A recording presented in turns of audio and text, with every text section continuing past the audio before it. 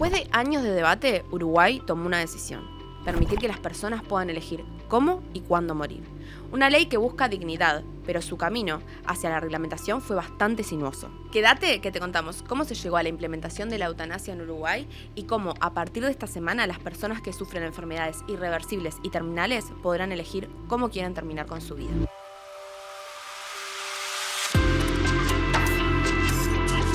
El Ministerio de Salud Pública presentó este martes la reglamentación de la Ley 20.431, más conocida como la Ley de Muerte Digna o Eutanasia. En la reglamentación, la cartera insistió en los elementos garantistas para que sea una decisión libre, consciente y con información para aquellas personas que sufren patologías terminales e irreversibles. Uno de los pocos acontecimientos que tiene la existencia es la muerte. Por tanto, en 2019 se creó un grupo de apoyo llamado Muerte Asistida Digna en Uruguay. Uno de los casos más conocidos es el de Fernando Sureda, exdirigente de la Asociación Uruguaya de Fútbol, que falleció a los 70 años por una enfermedad neurodegenerativa. Decidí que yo quiero una muerte digna. Es decir, no es digno morirse ahogado, no es digno hacer sufrir a la familia, no es digno permitir que tu familia sufra tanto, no es digno. Yo soy dueño de mi vida y entiendo que debo decidir cuándo te va a acabar con ella. Yo quiero eutanasia, no, yo quiero instalar el tema de eutanasia a nivel de la sociedad, instalarlo como tema, así como se instaló la ley del aborto. Bueno, que se hable del tema, porque hay más de 20 países y o estados en el mundo que tienen la eutanasia bien legalizada. Y te puedo nombrar en América, Colombia tiene la eutanasia del 2006. En 2020 es que aparece el primer proyecto de ley sobre el tema.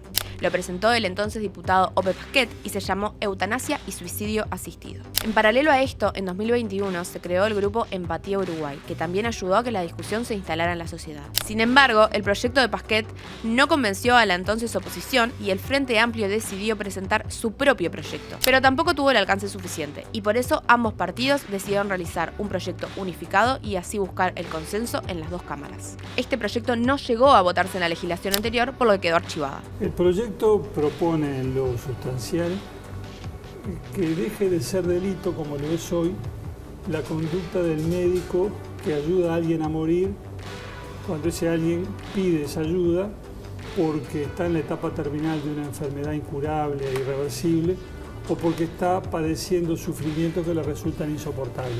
Si tengo que resumirlo en una oración es eso. Entonces, ¿cómo llegamos de un proyecto encajonado a una reglamentación de la eutanasia? La votación en la Cámara de Diputados duró más de 14 horas en agosto de 2025 y el proyecto fue aprobado con 64 votos positivos en 93. Pero la discusión estuvo llena de matices, desde diputados emocionados diciendo que la eutanasia era un acto de amor, hasta otros que comparaban esta práctica con lo que hacían los criminales nazis en la Segunda Guerra Mundial. La eutanasia también debe verse como un mecanismo de protección a la integridad física, puesto que el sufrimiento permanente, el dolor insoportable, la conciencia de la irreversibilidad de la enfermedad constituyen indudablemente agresiones a la misma y a la personalidad del individuo. El sufrimiento innecesario también es una forma de violencia. La muerte, desde la mirada del principio de la autonomía del paciente, ha de ser en la medida de lo posible un acto humano, un acto de amor. Cada uno tiene el mismo derecho a elegir su muerte que elegir su vida. 2 meses después, la discusión llegó a la Cámara Alta y allí obtuvo los votos de todos los partidos políticos. ¿Cómo se va a aplicar esta ley? ¿Quiénes pueden acceder a ella y cuál es el trámite legal desde que una persona pide la eutanasia hasta que se le aplica? Lo que sí nosotros vamos a decirle a la ciudadanía, que las personas que opten por esta decisión, después que ustedes saben que es un proceso muy riguroso, nosotros dimos cumplimiento al objetivo que tiene la ley, no nos apartamos en el decreto reglamentario de ninguna de cómo vino. La norma es clara. Quienes pueden acceder a esto son personas mayores de edad, psíquicamente aptas y que cursen la etapa terminal de una patología incurable e irreversible. Pero ¿cómo es el procedimiento? Según explica la reglamentación, el proceso comienza con la petición explícita por escrito y personal ante la presencia de un médico diciendo que quieren acceder efectivamente a la eutanasia.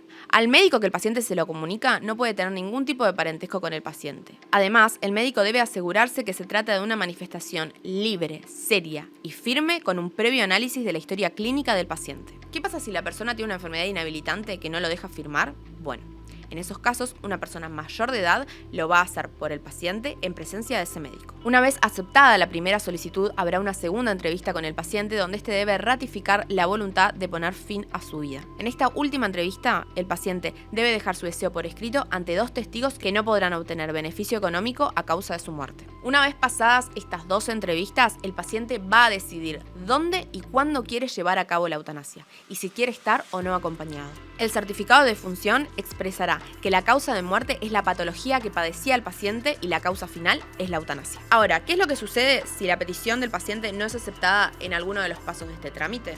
El trámite vuelve a comenzar de cero, pero también puede suceder que ambos médicos no se pongan de acuerdo de que el paciente es apto para recibir la eutanasia. En ese caso, la decisión final la tendrá una junta médica. Ahora, ¿qué pasa si la persona en algún momento se arrepiente? Bueno, la decisión que tomó el paciente de poner fin a su vida siempre es revocable y no se necesita ningún tipo de formalidad. Este procedimiento se llevará a cabo en prestadores de salud, tanto públicos como privados, de todo el país. Pero ¿qué pasa si un médico no está dispuesto a realizar la eutanasia? En estos casos existe lo que se llama la objeción de conciencia, para los médicos que no quieran realizar este procedimiento por motivos filosóficos o religiosos. En Uruguay también existe la objeción de ideario. Quiere decir cuando un prestador, por las mismas razones, encuentra incompatible la práctica de la eutanasia. En esos casos, el prestador debe asegurarse de que el paciente pueda recibir la eutanasia, pero en otro prestador. Además, se creará una comisión honoraria en revisión que verificará los procesos llevados a cabo en garantía de los derechos de los pacientes. La comisión está conformada por un representante del Ministerio de Salud Pública, uno del Colegio Médico, uno de la Universidad de la República y uno de la Institución Nacional de Derechos Humanos. Los informes se realizarán una vez al año. Después de años de debate, Uruguay una vez más avanzó en la agenda de derechos y legalizó la eutanasia. ¿Vos qué opinas sobre el tema?